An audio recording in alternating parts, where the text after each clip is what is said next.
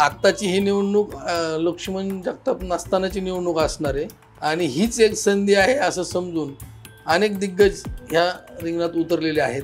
भोसरी विधानसभा मतदारसंघामध्ये महेश लांडगे विद्यमान आमदार आहेत, त्यांचं तिकीट जवळपास निश्चितच आहे.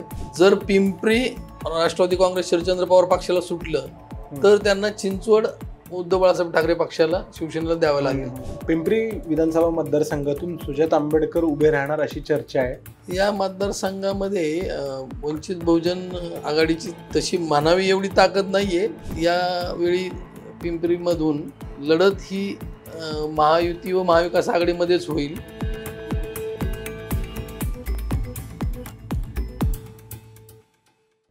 नमस्कार, द पॉलिटिक्समध्ये सगळ्यांचं स्वागत आहे. पिंपरी चिंचवड या शहरामध्ये प्रत्येक मतदारसंघात जवळपास 10 उमेदवार इच्छुक आहेत. या इच्छुकांमुळे सर्वच राजकीय पक्षांसाठी हा प्रदेश सेन्सिटिव्ह बनला आहे. त्यावर आपण आज बोलणार आहोत. माझ्यासोबत आहेत दैनिक सकाळचे सहयोगी संपादक जयंत जाधव सर. सर, स्वागत आहे तुमचं द पॉलिटिक्समध्ये. नमस्कार सर. सध्या अजित पवारांचे आमदार अण्णा बनसोडे इथं आहेत, पण बाकीच्या पक्षातून इथे कोण इच्छुक आहेत आणि इथली राजकीय परिस्थिती काय आहे सध्या पिंपरीची? पिंपरी विधानसभा मतदारसंघामध्ये आता विद्यमान आमदार राष्ट्रवादी काँग्रेस अजित पवार यांचे अण्णा बनसोडे आहेत. त्याचबरोबर इथे आता महाविकास आघाडीमधून ही जागा शिवसेना उद्धव बाळासाहेब ठाकरे गट ही मागतोय आणि त्याचबरोबर राष्ट्रवादी काँग्रेस शरदचंद्र पवार पक्षालाही ही जागा मागितली जाते. तर या जागेवर यापूर्वी शिवसेनेचे आमदार म्हणून माजी आमदार राहिलेले ॲडव्होकेट गौतम चाबुकस्वार. त्याच्यामुळे शिवसेनेचा क्लेम आहे की आम्हाला ही मिळावी. तसंच विद्यमान आमदार राष्ट्रवादीचा असल्यामुळे राष्ट्रवादी काँग्रेस शरदचंद्र पवार पक्षाचाही क्लेम आहे की ही जागा आम्हाला मिळावी. तर आता जागा वाटपांमध्ये पिंपरीची जागा कोणाला सुटते त्यावर सर्व चित्र अवलंबून आहे. तर महाविकास आघाडीमध्ये शिवसेना उबाटाकडून ॲडव्होकेट गौतम चाबुकस्वार पुन्हा एकदा इच्छुक आहेत.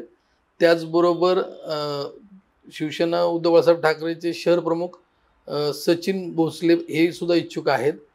त्याचबरोबर राष्ट्रवादी काँग्रेस शरदचंद्र पवार पक्षाकडे सुलक्षणा माजी नगरसेविका सुलक्षणा धर शिलवंत या इच्छुक आहेत. तसेच देवेंद्र तायडे इच्छुक आहेत. त्याचबरोबर शिवसेना शिंदे गटाकडे माजी नगरसेवक जितेंद्र ननावरे आहेत, परंतु ते प्रयत्न करतायत महाविकास आघाडीकडून शरदचंद्र पवार गटाकडून मिळते का किंवा शिवसेना उबाटाकडून मिळते का, त्यांचे अन्य दोन पक्षांकडे प्रयत्न चालू आहेत. त्याचबरोबर त्यांचा अजित पवार यांच्या पक्षाकडे राष्ट्रवादी काँग्रेसकडेही त्यांचा कल आहे. तर त्यामुळे आणि माजी नगरसेविका सीमा सावळे पण इच्छुक आहेत. त्या भाजपच्या माजी नगरसेविका आहेत, पण त्या नेमक्या कुठल्या पक्षातून घेत आहेत, कारण त्या शरदचंद्र पवार यांच्या पक्षाकडे पण जाऊन आल्यात, राष्ट्रवादी काँग्रेस शरदचंद्र पवार पक्षाकडे.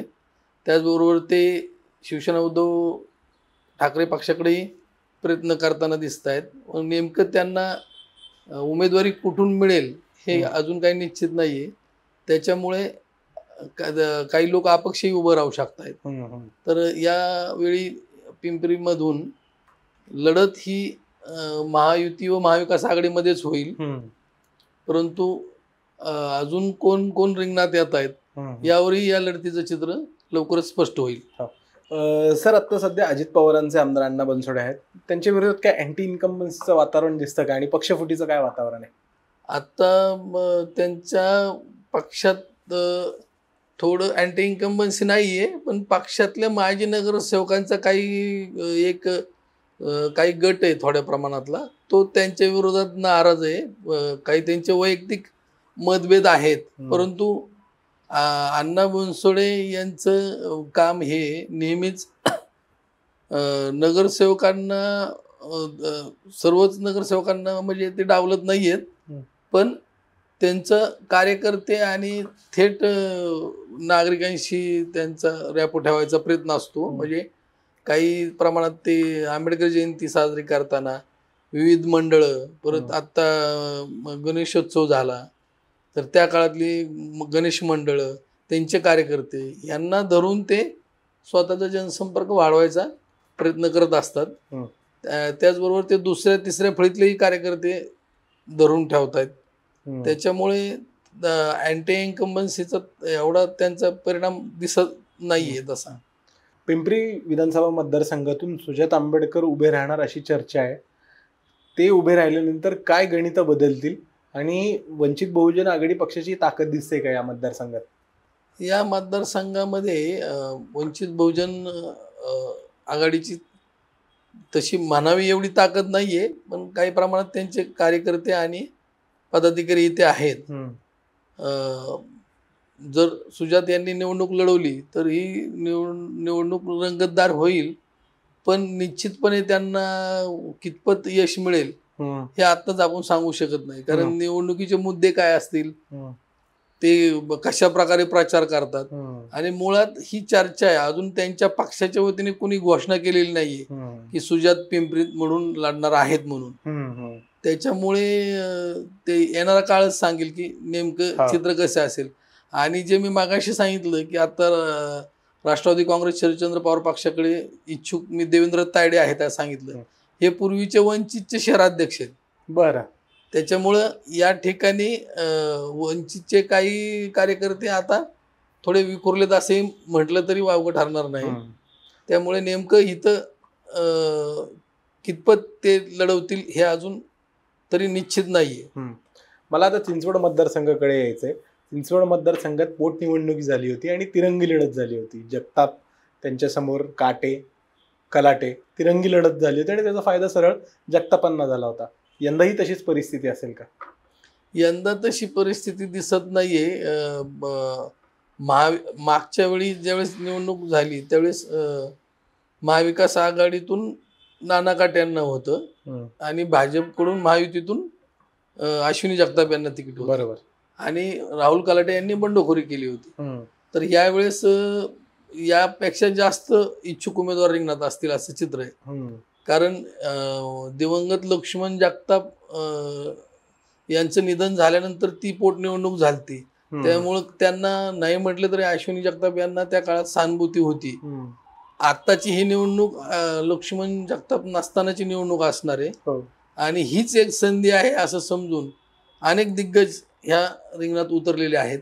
यामध्ये भाऊसाहेब भोईर आहेत, माजी नगरसेवक, ज्येष्ठ नगरसेवक. त्याचबरोबर राहुल कलाटे आहेत. त्याचबरोबर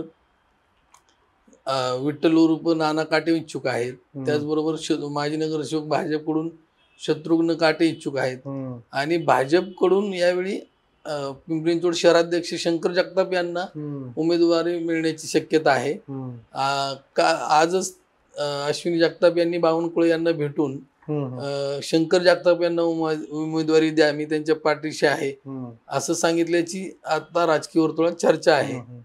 मग तसं जर चित्र राहिलं तर शंकर जगताप यांना ती उमेदवारी मिळेल असं वातावरण आहे. आणि चिंचवडची पण ही लढत महाविकास आघाडी विरुद्ध भाजप महायुती अशीच राहील. नाना काटे की राहुल कलाटे म्हणजे या दोघांपैकी कोणाचं पारडं जड वाटतं तुम्हाला? मी मागाशी तुम्हाला सांगितलं की चिंचवडवर दोन्ही महाविकास आघाडीतले पक्ष दावा करतायत. शिवसेना उद्धव बाळासाहेब ठाकरे व राष्ट्रवादी काँग्रेस शरदचंद्र पवार. तशीच परिस्थिती चिंचवडमध्ये पण आहे. जर पिंपरी राष्ट्रवादी काँग्रेस शरदचंद्र पवार पक्षाला सुटलं तर त्यांना चिंचवड उद्धव बाळासाहेब ठाकरे पक्षाला शिवसेनेला द्यावं लागेल. मग अशा वेळेस तिथं शिवसेनेकडे जर ते जागा गेली तर राहुल कलाटे यांचा रॅपो शिवसेनेत पण आहे. बरं. आणि ते माजी गटनेते होते महापालिकेतले. आणि नाना काटे यांनी शरदचंद्र पवार यांच्या पक्षाकडे राष्ट्रवादी काँग्रेसकडे प्रयत्न केलेत, पण शिवसेनेशी त्यांनी कितपत संधान साधलेले हे अजून काही कानावर आलेलं नाही.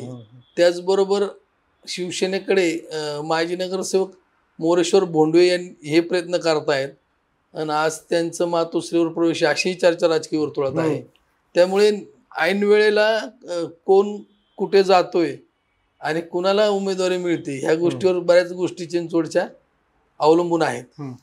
मला आता भोसरी विधानसभा मतदारसंघाबद्दल विचारायचं आहे. भोसरीमध्ये महायुतीकडून महेश लांडगेंचं तिकीट जवळपास पक्क मानलं जात आहे, पण त्याच्या विरोधात कोण असणार आहे आणि त्यांच्यापुढे कोणाचं आव्हान असेल? भोसरी विधानसभा मतदारसंघामध्ये महेश लांडगे विद्यमान आमदार आहेत, त्यांचं तिकीट जवळपास निश्चितच आहेत. पक्षाने चिठ्ठ्यांवर नावं मागवली होती, तर त्या तिन्ही क्रमांक द्यायला सांगितले होते. 3 क्रमांक 1, 2, 3, तर त्यांचे 1, 2, तिन्ही क्रमांक महेश लांडगे नाव टाकूनच त्यांनी पाठवले. त्याच्यामुळे ते जवळपास त्यांची उमेदवारी निश्चितच आहे. तर त्यांच्या विरोधात यावेळी महाविकास आघाडीतून राष्ट्रवादी काँग्रेस शरदचंद्र पवार पक्षाकडून अजित गव्हाणे इच्छुक आहेत.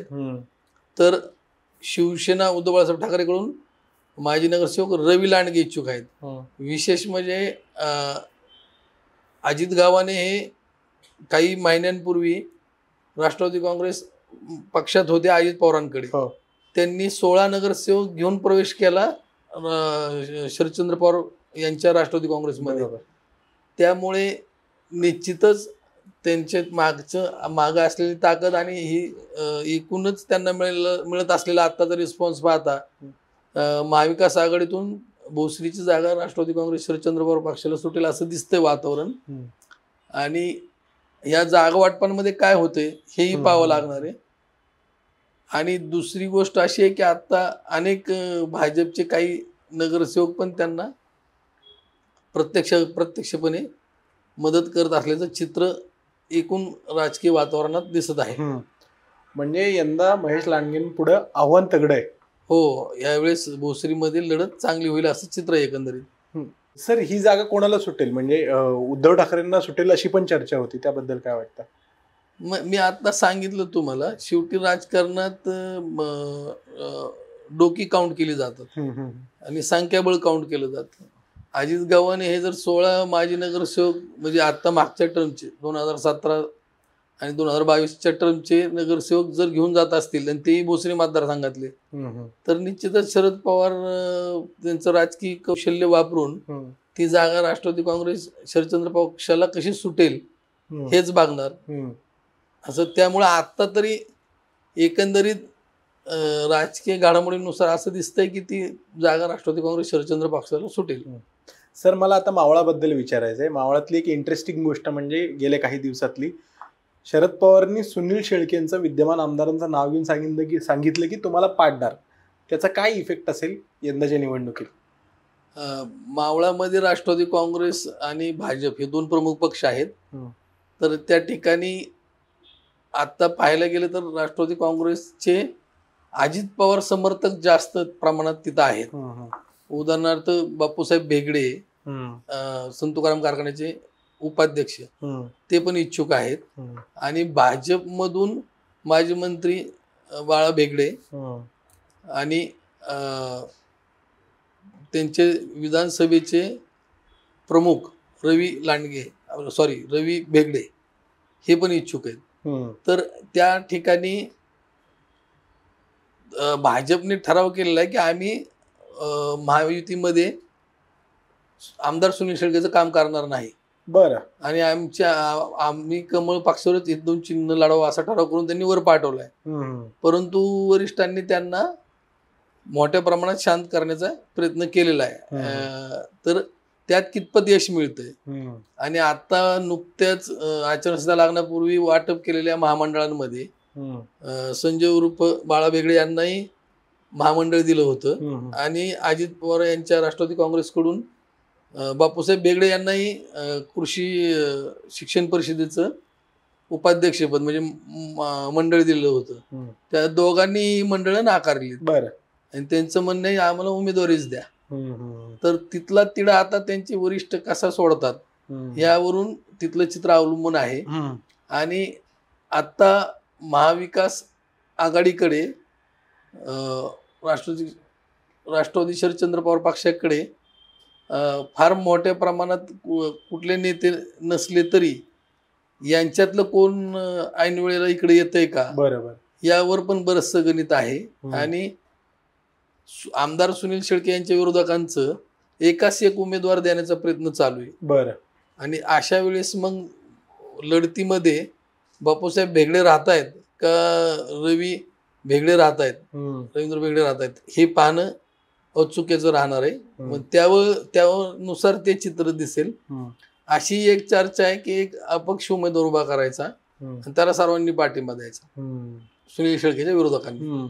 त्याच्यामुळे तो उमेदवार कोण असेल रिंगणात शेवटच्या क्षणी हे येणारा काळच सांगेल. लोकसभा निवडणुकीत शरदचंद्र पवार पक्ष विरुद्ध सुनील शेळके असं काहीच मीडियामध्ये वातावरण होतं. त्याचा काय फटका बसेल का सुनील शेळकेंना? कारण की शरद पवारांचा मानणारा वर्ग इथं दिसतो का तुम्हाला? शरदचंद्र पवार यांना मानणारा वर्ग तिथे आहे, परंतु जे प्रमुख नेते लागतात की जे सर्व बरोबर घेऊन पुढे जातील तसं आता कोणी तिथे मोठ्या प्रमाणात दिसत नाहीये. माजी मंत्री मदन बापना आहेत, पण त्यांच्या वयोमानानुसार ते म्हणावे एवढे सक्रिय नाहीयेत. त्यामुळे आत्ताच्या परिस्थितीत तिथे ऐनवेळी पवार साहेबांकडे कोण येतंय आणि ते कोणाला पुढं करून कशा चाली खेळतात याच्यावर बरंचसं तिथला राजकीय वातावरण अवलंबून राहणार आहे. परंतु दुसरी एक बाजू अशी आहे की सुनील शेळके यांनी त्या भागात मागील 5 वर्षात विकास कामांचा मोठ्या प्रमाणात धडाका केलेला आहे आणि काही उपक्रमही असे राबवलेत, आरोग्य शिबिरासारखे वगैरे, की जेणेकरून जनमानसात त्यांनी आपली एक प्रतिमा निर्माण करण्याचा प्रयत्न केलेला आहे. हे पण आपल्याला नाकारता येणार नाही. बरीच वर्ष झाली पिंपरी चिंचवड नगरपालिकेची निवडणूक झालेली नाही. त्याचा काही परिणाम यंदाच्या निवडणुकीवर दिसेल का? म्हणजे मतदारांमध्ये नाराजी, निवडणुका झालेल्या नाहीयेत. हा ना, हे निश्चितच आहे की महापालिका निवडणूक ही या ना त्या कारणाने पिंपरी चिंचवड महानगरपालिकेतच नाही तर राज्यातच सगळीकडे लांबवल्या गेलेल्या आहेत. इथे सुद्धा 2 वर्ष होऊन गेली जवळपास प्रशासकाला. तर लोकांमध्ये तशी नाराजी आहेच. आता लोकप्रतिनिधी नसलेली महापालिका ही पूर्णपणे अधिकाऱ्यांच्या ताब्यात आहे प्रशासकाच्या, आणि लोकप्रतिनिधी सोडून जे मेन नेते आहेत इथले म्हणजे आमदार, त्यांना हाताला धरून महापालिकेतले वरिष्ठ अधिकारी ही महापालिकेची कामं करतायत.